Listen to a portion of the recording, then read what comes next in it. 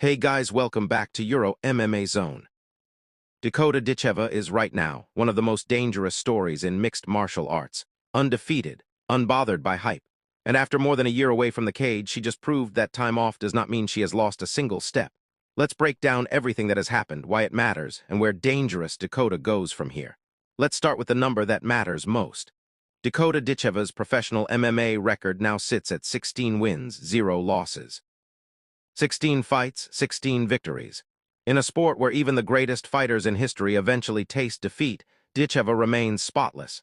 She is widely regarded as one of the best women's flyweights competing outside the UFC, and after her most recent performance, that reputation only grew stronger. Coming into her latest fight, she was carrying a 15-0 record with 13 finishes to her name, meaning the overwhelming majority of her wins came before the judges' scorecards were even needed. That kind of finishing rate is rare in any weight class, let alone one built around speed and technical striking. It's part of why the PFL has treated her as a franchise cornerstone. On July 31, 2026, Dakota Ditcheva returned to the cage for the first time in over a year. The event was PFL New York, held at UBS Arena in Elmont, New York, part of a stacked card that also featured Usman Nurmagomedov defending his lightweight championship against Archie Colgan in the main event. Ditcheva's opponent was Denise Kielholtz, a kickboxing and Muay Thai specialist with a background that made her a live threat on paper, even though the betting markets treated the fight as an absolute mismatch. Sportsbooks had Ditcheva as a massive favorite, and most expected the fight to end early, likely inside the first round given Ditcheva's history of quick finishes. That's not exactly how it played out. Instead of the highlight reel knockout everyone anticipated, Ditcheva was taken the distance. The fight went a full 3 rounds, and Ditcheva won every single one of them convincingly. Judges scored the bout 30-27 across the board, a clean sweep, a shutout on every card. This marked her first fight to go the distance since 2025. What made the fight compelling wasn't chaos, it was control. Ditcheva controlled range with kicks, knees, and straight punches, picking Kielholtz apart methodically rather than recklessly hunting for a finish. She pushed the pace throughout, landing strike after strike all the way to the final bell. But Kielholtz, to her credit, showed serious durability and refused to fold, even as a massive underdog. The result was a one-sided fight that simply never found its finishing moment. It's worth noting there was a small window of rust. PFL CEO John Martin later commented that in the first round, fans could see Ditcheva feeling out her opponent, understandable cage rust after such a long layoff, but that she adjusted and got past it quickly as the fight progressed. To understand why this comeback mattered so much, you have to understand what kept her out.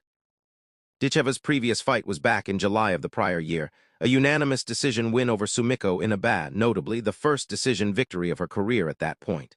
But that win came at a cost. She broke her hand during the fight. That injury alone would have been enough to sideline most fighters for months, but her road back got even harder. While training to return, she injured her other hand as well, requiring surgery to repair it. The compounding injuries meant a scheduled bout against Denise Kielholtz, originally set for February 2026 in Dubai, had to be pulled entirely. The PFL never publicly detailed the full extent of the damage, but the timeline speaks for itself. Over a year sidelined, 2 separate hand injuries, and multiple surgical procedures just to get back to full function. For a striker whose entire game is built around hands and precision, losing use of both hands back-to-back is about as cruel a setback as the sport can produce. That she came back and won every round of a 3-round fight, without her power hand feeling fully trusted again, tells you a lot about her fight IQ and adaptability, even when she isn't operating at 100% finishing power. Here's the part of the story that added an unexpected layer of drama. Despite dominating every round, some fans inside UBS Arena booed as the fight went to the scorecards. Expectations were sky-high. Bettors and fans alike had circled this as another highlight reel knockout, and when that finish never came, a portion of the crowd let their frustration show. Ditcheva didn't dodge the topic afterward. In her post-fight press conference, she admitted openly that it bothered her. Her exact sentiment was that she is passionate about her craft and wanted a stoppage just as badly as the fans did. But she also acknowledged the bigger picture. This was her first fight back after 14 months out, coming off 2 hand surgeries, and getting a safe, dominant, undefeated win mattered more than forcing a finish that risked re-injury. She referenced advice from her brother and her coach, essentially reminding herself not to let outside noise dictate how she feels about her own performance. It's a mature response from a fighter still just 28 years old, and it reflects the pressure that comes with being built up as PFL's brightest attraction. When you're marketed as a finishing machine, going the distance, even while winning lopsidedly, invites scrutiny that a less hyped fighter would never face. This is where things get really interesting. Ditcheva has made it clear she doesn't want to sit around waiting for the PFL's ongoing branding merger with MVP to sort itself out. She wants to stay active, and the fight she's publicly pushing for is a massive one: Liz Carmouche.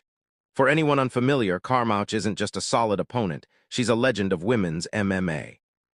She was the first woman to ever fight inside the UFC, has a long list of accomplishments including a UFC title challenge, and remains a serious threat well into her 40s. Since leaving the UFC after that 2019 title shot, Carmouche has gone 13-1, and she's currently riding a 4-fight win streak inside the PFL, including winning the promotion's 2025 flyweight tournament outright. At 42 years old, she shows zero signs of slowing down. Following the Kielholtz win, Ditcheva was direct about wanting this fight next, and PFL CEO John Martin gave it his public blessing almost immediately in the post-fight press conference.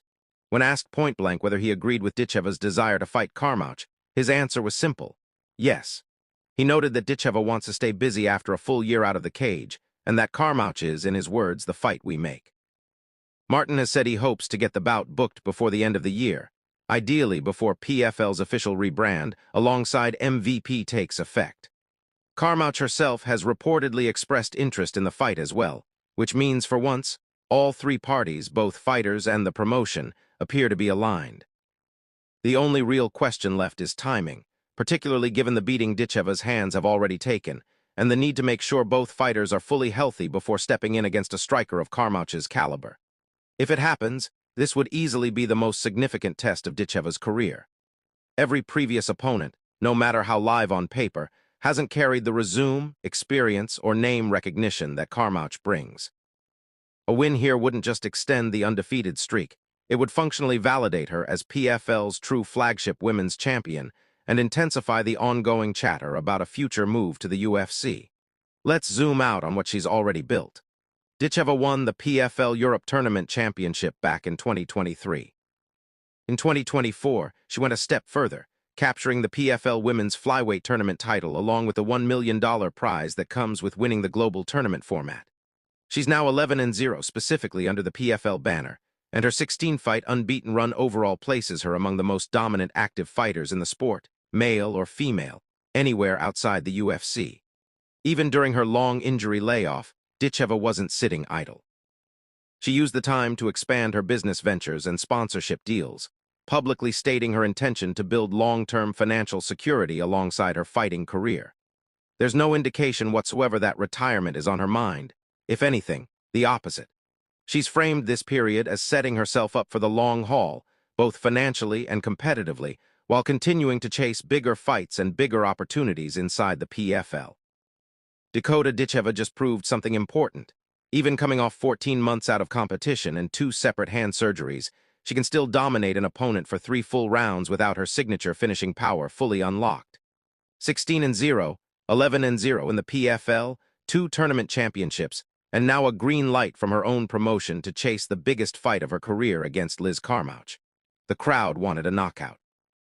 What they got instead was a reminder that dominance doesn't always need a finish to prove itself.